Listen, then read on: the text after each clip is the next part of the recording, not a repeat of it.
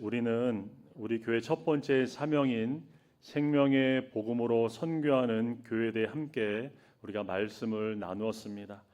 하나님께서 우리 교회를 세우신 이유도 생명의 복음을 전하기 위함이어서 우리가 함께 나누었죠.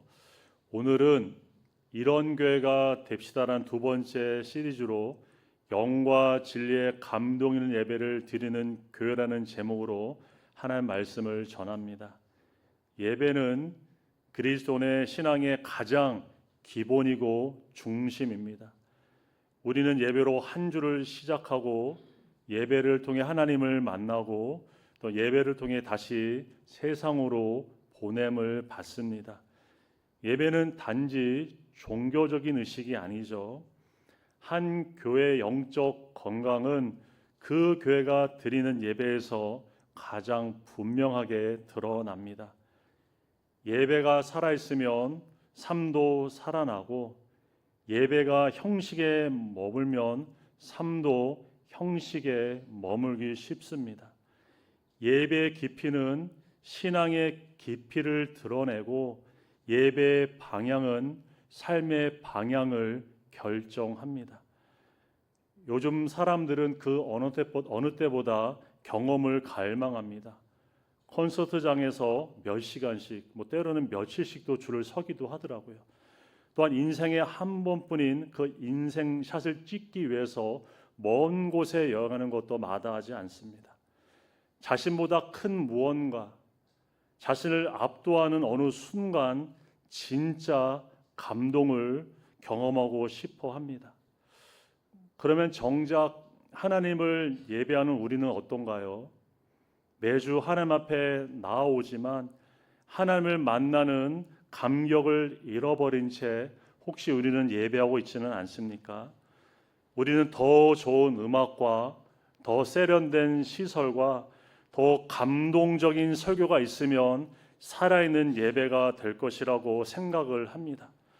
그러나 예배의 감동은 결코 사람이 만들어내는 것이 아닙니다. 하나님을 만날 때 하나님께서 주시는 은혜입니다.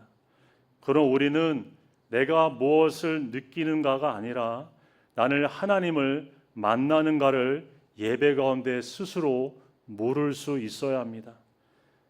2000년 전에 한 여인도 같은 갈증을 안고 살아갔습니다. 사마리아 수거성의 우물가에 한낮 뜨거운 시간에 물 길러 나오는 여인이 있었습니다. 그녀 역시 자신의 목마름을 채워주기 위해서 무언가를 그녀도 갈망하며 살았습니다. 그런데 그날 그 우물가에서 그녀는 세상에 줄 수 없는 생수이신 예수님을 만나게 됩니다. 이제 예수님께서 유대를 떠나 갈릴리로 가시던 길이었습니다. 그런데 예수님이 선택하신 길은 당시 유대인이라면 누구도 쉽게 택하지 않을 그런 길이었습니다. 유대인들은 사마리아 사람들과 마주치는 것조차도 꺼려했기 때문에 갈릴리로 갈 때면 요단강 동편으로 멀리 우회해서 가곤 했습니다. 며칠이 걸리더라도 그들은 그 길을 선택했습니다. 그런데 예수님은 그 관습을 따르지 않으셨습니다. 오히려 사마리아 한관들을 통과하시는 길을 주님은 선택하셨습니다. 예수님께서는 사마리아의 수가라는 동네에 이르러 이제 야곱의 우물 곁에 쉬고 계셨습니다. 때는 정오였고 해가 가장 뜨거운 시간이었습니다. 사람들은 보통 이른 아침이나 해질녘에 선선할 때 물을 길르러 우물가에 나옵니다. 그런데 한 여인이 하필 가장 뜨거운 시간에 사람들의 눈을 피해서 홀로 우물가로 나옵니다. 마을 사람들과 마주치고 싶지 않는 이유가 그녀에게 있었기 때문입니다. 그리고 바로 그 우물가에는 이미 예수님께서 그녀를 기다리고 계셨습니다. 예수님께서 먼저 이제 말을 거십니다. 물을 좀 달라. 여인이 놀라합니다.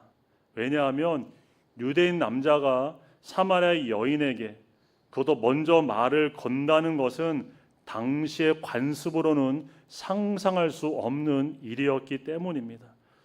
그런 예수님은 대화를 뜻밖의 방향으로 이끄십니다. 가서 네 남편을 불러오라. 여인이 대답을 합니다. 나는 남편이 없나이다. 그래서 예수님은 그녀에게 남편이 5 있었고 지금 함께 사는 사람도 남편이 아니라고 말씀을 하십니다. 이 순간 여인의 세계가 흔들립니다.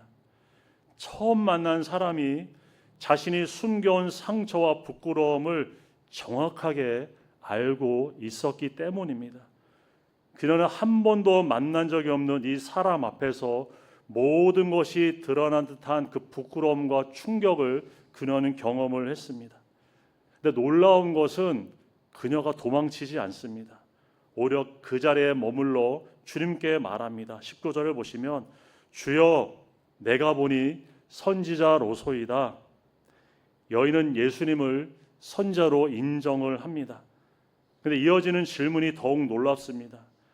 자신의 죄가 드러나는 이 순간에 그녀가 꺼낸 질문 뜻밖에도 예배에 관한 질문이었습니다. 20절을 보시면 우리 조상들은 이 산에서 예배하였는데 당신들의 말은 예배할 곳이 예루살렘에 있다 하더이다.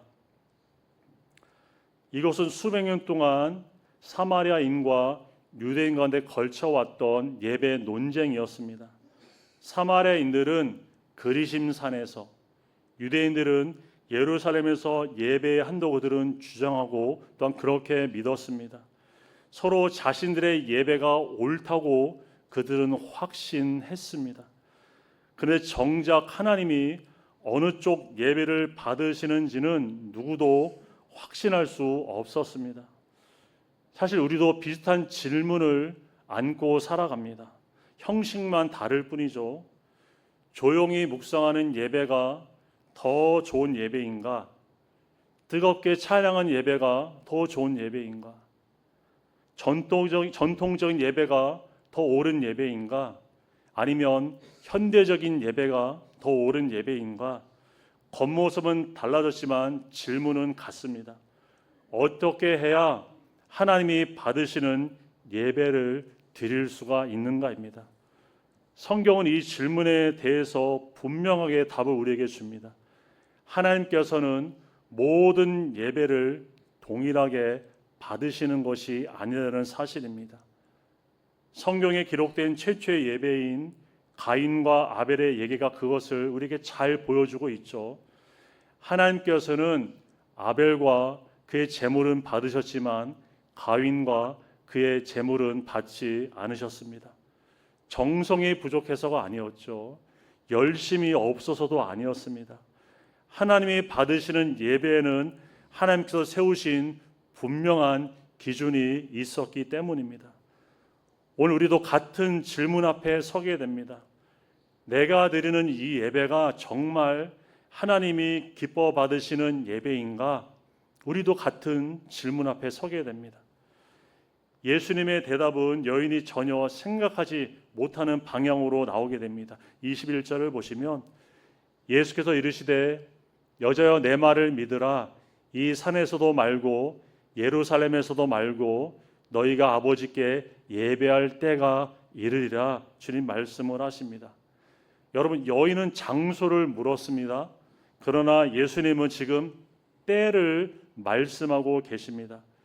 예수님은 장소에 대한 논쟁에 답하시는 것이 아니라 그 논쟁 자체를 뛰어넘는 답을 지금 주고 계십니다.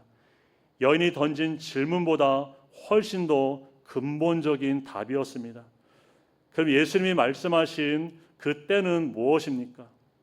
요한복음에서 때는 예수님이 십자가에서 죽으시고 부활하심으로 영광을 받으시는 사건을 말합니다.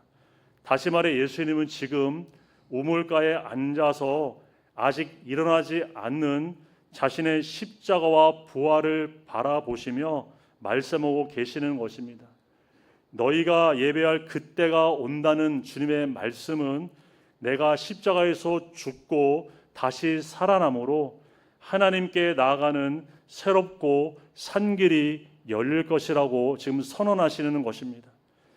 예수님은 단지 예배 장소를 바꾸게 오신 분이 아니시라 하나님께 나아가는 길 자체가 되시기 위해 우리 가운데 오셨습니다. 이제 그리심 산도 예루살렘도 더 이상 문제가 되지 않습니다. 예수님께서 십자가에 죽으실 때 성전 휘장이 위에서 아래로 찢어졌습니다. 하나님께서 친히 하나님께 나아가는 길을 여신 사건이었습니다. 이제 특정한 산이나 성전을 통해 하나님께 나아가는 시대는 끝났습니다. 오직 예수 그리스도를 통하여 하나님께 나아가는 새로운 길이 우리에게 열렸습니다. 참된 예배는 어디서 드리냐의 문제가 아니라 예수 그리스도 안에서 드려야 하는 문제입니다. 우리는 교회 건물 때문에 하나님께 나아가는 것이 아닙니다. 오직 십자가와 부활로 길이 되신 예수 그리스도를 통해 우리는 하나님께 나아갑니다. 근데 여기서 우리가 조심해야 할 것이 있습니다. 장소가 중요하지 않다는 말씀을 아무렇게나 예배해도 된다는 뜻으로 우리는 오해하지 말아야겠죠. 예수님이 없애신 것은 예배당이 아니라 예배당에 대한 잘못된 믿음이었습니다. 실제로 사도행전에 보면 초대교회 성도들은 여전히 성전에서 모여서 예배했고 또 가정에서 모여 함께 그들은 예배를 드렸습니다. 예수님께서 공동체가 함께 모여드리는 예배를 결코 가볍게 여기신 적은 없습니다. 다만 이제 우리가 모이는 장소가 아니라 예수 그리스도께서 우리를 하나님께 나아가게 하신다는 사실을 우리는 믿음으로 나아가야 합니다. 우리는 교회라는 장소를 분명하게 소중히 여겨야 합니다. 그러나 우리는 장소 자체를 의식하며 살아서는 안 됩니다. 우리를 하나님 앞에 서게 하는 것은 예배당이 아니라 예수 그리스도이시기 때문입니다. 예수님의 다음 말씀은 이제 여인의 마음을 정면으로 찌르게 됩니다. 22절을 보시면 너희는 알지 못하는 것을 예배하고 우리는 아는 것을 예배한다. 주님 말씀을 하십니다. 여인과 사마리아 사람들은 평생 하나님을 예배한다고 생각하며 살아왔습니다. 열심도 있었고 그들은 전통도 있었습니다. 근데 예수님은 그 예배를 향해서 너희는 알지 못하는 것을 예배한다고 말씀을 하십니다. 왜 그렇습니까? 사마리아 사람들은 하나님께서 주신 계시를 온전히 그들은 받아들이지 않았습니다. 그들은 모세 오경만 하나님의 말씀으로 인정했고 선지서와 시편을 비롯한 나머지 성경은 그들은 받아들이지 않았습니다. 또한 하나님께서 택하신 예루살렘 대신에 그리심 산을 예배의 중심으로 그들은 삼고 예배를 드렸습니다.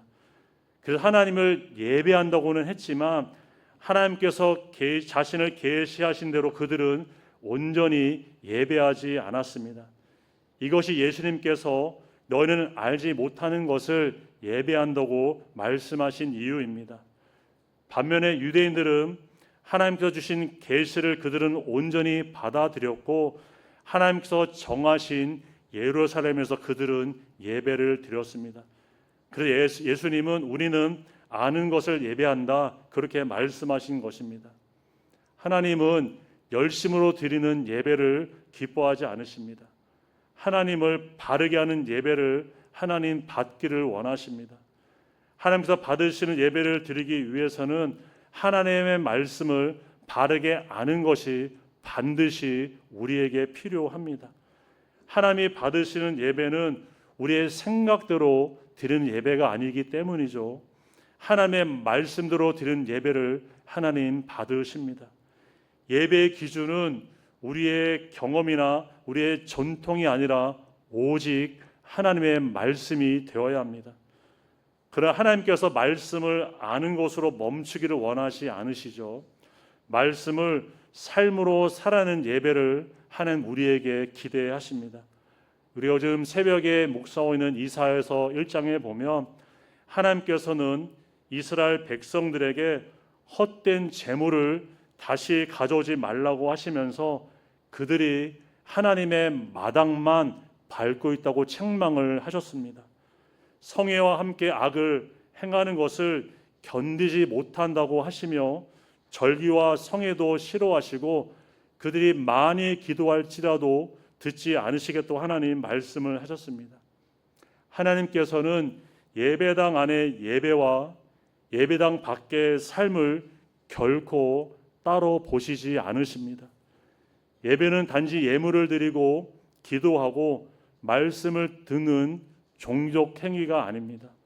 하나님께서는 우리가 예배당 안에서 어떻게 예배 드리는지만 아니라 예배를 마친 후에 어떻게 살아가는지도 하나님 우리의 삶의 예배를 지켜보신다는 사실입니다. 결국 하나님을 바르게 알고 그 말씀에 순종하지 않으면 하나님께서 기뻐하신 예배를 우리는 들을 수 없게 됩니다. 참된 예배는 반드시 삶으로 이어지는 예배입니다. 그러면 하나님이 찾으시는 참된 예배는 어떤 예배인가요? 예수님 23절에 이렇게 말씀을 하십니다. 우리 다 함께 고백해 보겠습니다. 아버지께 참되게 예배하는 자들은 진리로 예배할 때가 오나니 곧 이때라. 아버지께서 자기에게 이렇게 예배하는 자들을 찾으시느니라. 아멘. 이제 예수님은 참된 예배의 본질이 무엇인지 말씀을 하십니다. 예배는 더 이상 어디에서 드리느냐의 문제가 아니라 어떻게 하나님께 나아가 예배 드리는가의 문제임을 주님 말씀을 하십니다. 하나님이 찾으시는 참된 예배는 영과 진리로 드리는 예배입니다. 여기서 영은 인간의 감정이나 열정이 아니라 하나님의 성령을 의미하죠. 그러면 우리는 성령 안에서 예배를 드려야 하는 것일까요? 죄인은 자신의 힘으로 하나님께 나아갈 수 없기 때문입니다. 그러나 성령께서 우리의 눈을 열어서 예수 그리스도를 믿게 하시고 하나님을 아버지라고 부르도록 하셨습니다. 그러므로 참된 예배는 우리의 열심과 노력으로 드리는 예배가 아니라 성령님의 도우심으로 성령 안에서 드리는 예배입니다. 참된 예배는 인간의 본성적인 노력으로 드리는 그 종교심이 아니라 하나님께서 먼저 우리에게 찾아오신 복음에 대한 우리의 믿음의 반응입니다. 예수님은 니고데모에게 사람이 물과 성령으로 거듭나지 아니하면 하나님의 나라를 보거나 또한 들어갈 수 없다고 주님 말씀을 하셨습니다. 오직 성령으로 난 사람만이 영이신 하나님을 참되게 예배할 수 있습니다. 성령께서는 우리를 하나님께로 이끄시고 하나님을 바르게 알게 하시며 하나님과 살아있는 교제를 우리가 누리도록 인도해 주십니다. 그러면 우리가 예배에서 성령 안에서 드려주겠다는 사실을 우리는 어떻게 알 수 있을까요? 성령께서 예배 가운데 역사하시면 우리는 거룩하신 하나님의 임재를 반드시 경험하게 됩니다. 그리고 우리 하나님의 거룩하심 앞에 설 때 가장 먼저 우리는 자신의 죄를 보게 됩니다. 성령께서 우리를 하나님 앞에서 자신을 낮추게 하시고 회개하게 하시며 다시 순종의 자리로 우리를 이끄십니다. 이사야가 하나님의 영광을 보았을 때 가장 먼저 나온 고백은 화로다 나여 망하게 되었도다 였습니다. 그리고 베드로가 예수님 앞에서 했던 고백은 주여 나를 떠나소서 나는 죄인으로소이다. 그는 그렇게 주님 앞에 고백을 했습니다. 이처럼 성령이 역사하시는 예배에는 하나님의 거룩하심 앞에서 자신의 죄를 깨닫고 회개하는 은혜가 있다는 사실입니다. 우리의 예배는 어떻습니까? 하나님의 거룩하심 앞에서 자신의 죄에 대한 통회하는 마음이 우리에게는 있습니까? 하나님의 말씀에 순종하지 않는 우리 자신의 모습을 보며 우리 예배 가운데 애통함이 있고 또한 자복함이 있는지요? 예배를 통해 은혜를 받는다는 것은 단지 좋은 말씀을 듣는 것으로 끝나는 것이 아닙니다. 성령께서 역사하시는 예배는 자신의 죄를 깨닫고 회개하시는 은혜가 반드시 우리 가운데 있습니다. 그래서 하나님께 멀리 떨어져 있는 내 자신을 보며 화로다 나는 망하였도다 주여 나는 죄인입니다 라는 고백과 함께 우리는 다시 하나님께 순종의 삶으로 나아갈 수 있어야 합니다. 예배가 삶으로 이어지지 않을 때 우리의 예배는 형식만 남게 됩니다. 하나님께서는 이러한 형식적 예배를 기뻐하지 않으시죠. 우리가 끊임없이 예배를 드리면서도 왜 세상 속에서 하나님의 자녀답게 빛과 소금의 삶을 우리가 온전히 살아가지 못하는 것일까요? 예배 가운데 하나님과의 살아있는 만남이 우리 가운데 약해져 있기 때문입니다. 성령 안에서 드리는 예배에는 하나님과의 인격적인 교제가 있습니다. 그리고 그 만남은 반드시 삶의 변화와 순종으로 이어지게 됩니다. 또 오늘 성경에서 하나님께서는 진리로 예배하는 자들을 찾으신다고 말씀을 하시죠. 여기서 진리는 예수 그리스도를 가리킵니다. 예수님은 요한복음 14장 6절에서 이렇게 우리에게 말씀하십니다. 내가 곧 길이요 진리요 생명이니 나로 말미암지 않고는 아버지께 올 자가 없느니라. 진리이신 예수님은 하나님께 나아가게 하는 유일한 길이 되십니다.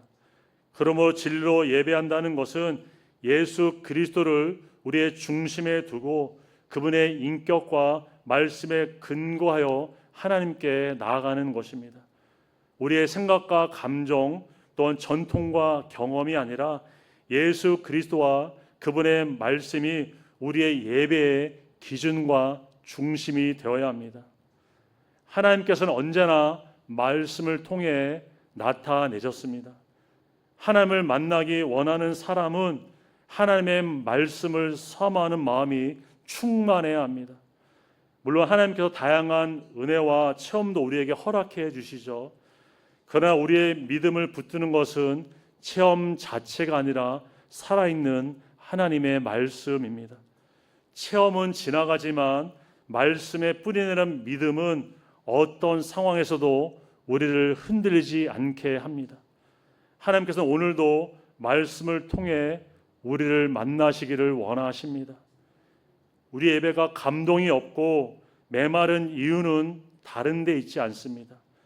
하나님의 말씀이 우리 마음 가운데 들려오지 않기 때문입니다. 말씀에 대한 간절함이 식어 있기 때문입니다. 베드로전서 2장 2절은 이렇게 우리에게 말씀합니다. 갓난아기들 같이 순전하고 신령한 젖을 사모하라. 갓난아이가 간절히 엄마의 젖을 찾는 것처럼 하나님의 자녀는 하나님의 말씀을 간절히 갈망하며 살아야 합니다. 한 주간 말씀을 듣기 위해 우리는 얼마나 간절히 말씀을 사모하며 기도하고 있습니까? 혹시 세상 일에 분주하게 살다가 아무런 준비 없이 예배에 와서 설교자가 은혜로운 말씀을 전해주기만을 혹시 기대하고 있지는 않습니까? 참된 예배는 설교자의 말솜씨에서 시작되는 것이 아닙니다. 하나님의 말씀을 사모하는 우리의 심령에서부터 시작된다는 사실입니다. 하나님께서 오늘도 말씀을 통해 우리와 만나신다는 그 기대와 사모함이 이 예배 가운데 우리 모두에게 있기를 간절히 소원합니다. 우리가 이처럼 영과 진리로 예배하는 이유는 우리 예배를 받으시는 하나님이 영이시기 때문입니다. 본문 24절 이렇게 말씀하시죠. 하나님은 영이시니 예배하는 자가 영과 진리로 예배할지니라. 하나님께서 영이시라는 것은 어떤 형태나 장소에 제한받으신 분이 아니라는 것을 우리에게 보여줍니다. 우리는 눈에 보이는 것에 의지하여 하나님께 나아가는 것이 아니라 성령의 도우심과 하나님의 진리의 말씀을 통해 하나님께 우리는 나아가야 합니다. 하나님이 영이심 우리가 있게 되면 우리의 관심은 영이신 하나님보다 눈에 보이는 것들에 우리의 마음을 빼앗기게 됩니다. 예배의 형식과 순서, 분위기와 음악과 시설, 사람들의 평가에 관심을 가지면서도 정작 하나님을 만나고 하나님께 영광 돈 일은 우리의 뒷전이 될 수 있다는 사실입니다. 그러나 하나님은 우리의 눈에 보이는 것이 아니라 우리 마음의 중심을 보시는 우리 하나님이십니다. 참된 예배는 사람을 의식하고 환경에 집착하는 예배가 아니라 하나님을 바라보는 예배이며, 형식에 머무는 예배가 아니라 성령 안에서 진리신 예수 그리스도를 통해 하나님께 드리는 예배입니다. 우리의 예배의 관심은 오늘 어디에 있습니까? 사람입니까? 예배의 분위기와 환경입니까? 아니면 하나님이십니까? 참된 예배는 눈에 보이는 것에 마음을 빼앗기는 예배가 아니라 눈에 보이지 않으시만 살아계신 하나님만을 바라보며 드리는 예배입니다. 하나님을 만나는 예배는 언제나 은혜와 감동과 그리고 변화가 있습니다. 하나님을 진정으로 만나는 사람은 예배당에 들어올 때와 같은 모습으로 결코 다시 세상으로 돌아가지 않습니다. 하나님을 만난 사람은 마음이 새로워지고 삶이 변화되며 인격이 성숙해집니다. 영과 진리로 드리는 예배는 예배 시간의 감동으로만 끝나지 않습니다. 하나님을 만난 은혜는 한 주간의 삶에 이어져서 순종과 거룩한 삶의 열매를 우리로 하여금 맺게 합니다. 그래서 참된 예배자는 예배당 안에서 하나님께 예배하고 세상 속에 나아가 하나님께 순종하며 살아갑니다. 우리는 예배가 우리의 삶의 중심이 되어야 합니다. 예배가 삶의 중심이 될 때 하나님께서 저와 여러분의 삶의 중심이 되어 주십니다. 하나님은 모든 예배자를 찾으시는 것이 아니십니다. 예수님은 아버지께 이렇게 예배하는 자를 찾으신다고 우리에게 말씀을 하셨습니다. 하나님께서는 영과 진리로 예배하는 자들을 지금도 찾으십니다.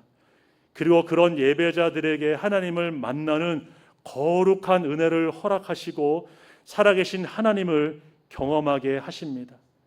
하나님을 찾으십시오. 예배 가운데 하나님과의 만남을 사모하십시오. 시냇물을 찾기에 갈급한 사슴처럼 하나님을 갈망하며 예배의 자리로 나오십시오. 하나님께서 우리 교회에 맡기신 두 번째 사명은 영과 진리의 감동 있는 예배를 드리는 교회입니다. 이 사명은 하나님께서 찾으시는 참된 예배자가 우리가 되는 것입니다. 우리 모두가 영과 진리로 하나님을 예배하는 그런 거룩한 예배자가 되고, 우리가 하나님을 진정으로 만나며 예배의 감동이 삶의 변화로 이어지는 그런 교회 되기를 간절히 소원합니다. 하나님이 찾으시는 그런 교회, 영과 진리의 감동 예배를 드리는 우리 뉴욕 만화님 선교회가 되기를 주님의 이름으로 축원드립니다. 다 함께 기도 드리시겠습니다.